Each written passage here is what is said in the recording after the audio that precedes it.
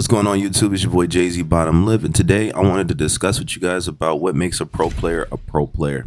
A lot of times people think that when you hear the word pro player, you think of someone who basically maybe usually makes top eights, or someone who travels, someone who gets their travels paid for, who's in a team sponsored, and so on and so forth. These things don't consider a pro player, quote unquote, a pro player.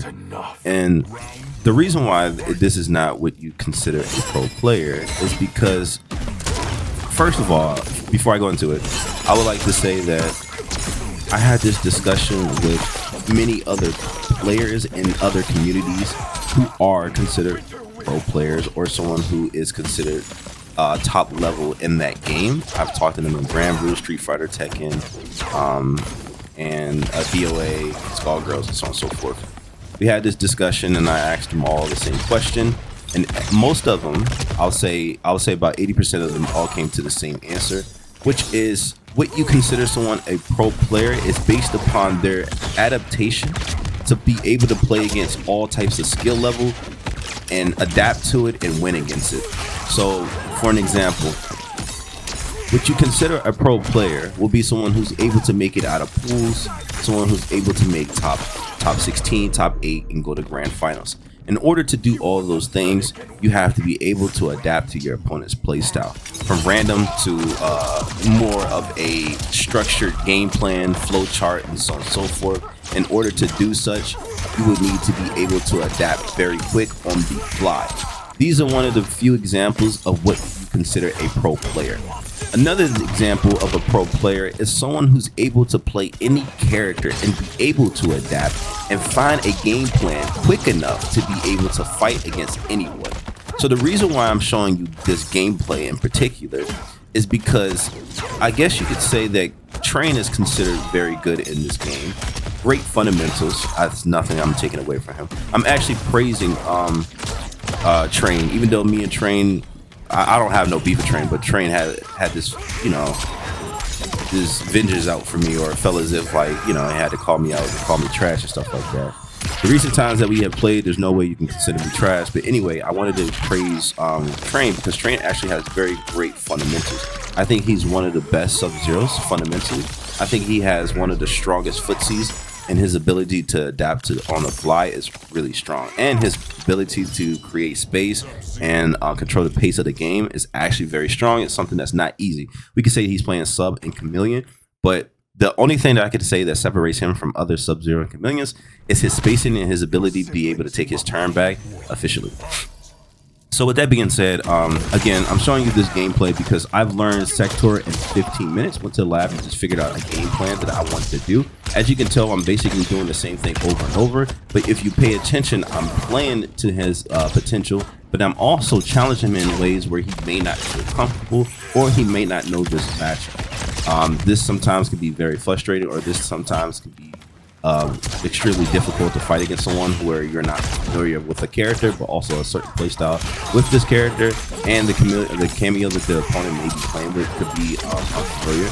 But those are no excuses for top level players, because as a top level player, you should be able to make adjustments on the fly.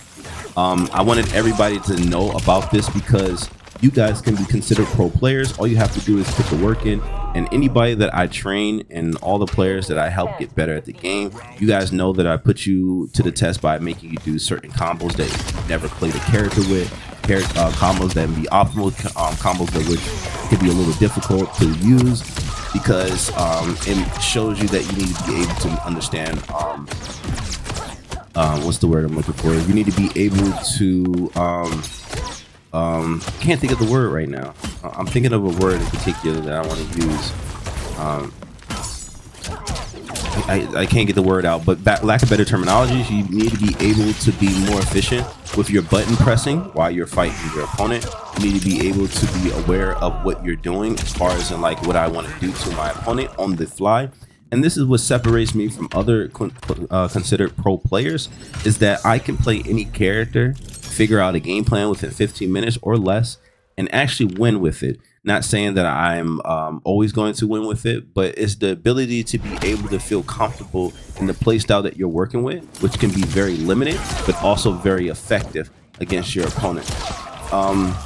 I'm saying all this also to say that I would love for more people to play this game, and you guys to be considered pro players as well. You guys have to learn how to adapt to your opponent on the fly. You also need to understand what's the pros and cons to each character that you're fighting against. What makes them strong, what buttons are bad, what buttons are good, what buttons they shouldn't be using against you, how to take your turn back efficiently. You know, good spacing, fundamentals, whiff punishing, OS ducking, fuzzy guarding. All these things are OSs. These are very strong. These will help you in situations where you can steal your turn back, dish out more damage than your opponent. These things can help you or break you depending on how well you know how to do it and how bad you know how to do it. These are just things that I wanted to share with you guys, because a lot of times we like to discuss what is considered a pro player. It has nothing to do about how many top 8s you have, but that does help the fact. But it's really about your ability to be able to adapt to play styles on the fly. You can never compete, but you can also have the ability to be able to play against anyone and do very well. If you can do such, this will help you long term in the video game, because it will help longevity for you to be able to keep playing the game. But if you struggle with these things, you'll find reasons not to play the game, and you'll become very frustrated. And again, these are things that I have discussed with other players that we considered pro players as well. I want you guys to understand that this game isn't hard, and you guys can do the exact same thing, and you guys can also have fun with the game as well. Don't let anyone take that joy away from you. I know a lot of times you guys think that my videos are based off of like bias, but a lot of times I don't care about any of that. I enjoy fighting Homelander. I think the only character that I don't enjoy fighting against at all is probably Scorpion Farah, just because of some reason that I suck at fuzzy guarding that character. But as far as in like Homelander and stuff like that, I know how to fuzzy guard that character. And a lot of other characters that people consider annoying, I don't mind fighting against them. They're actually pretty fun for me, in my opinion. So with that being said, I hope you guys enjoyed the content that I am posting for you guys, because at the end of the day, this is supposed to help you guys. I don't have to post these things, and it's not really benefiting me, if we can be honest.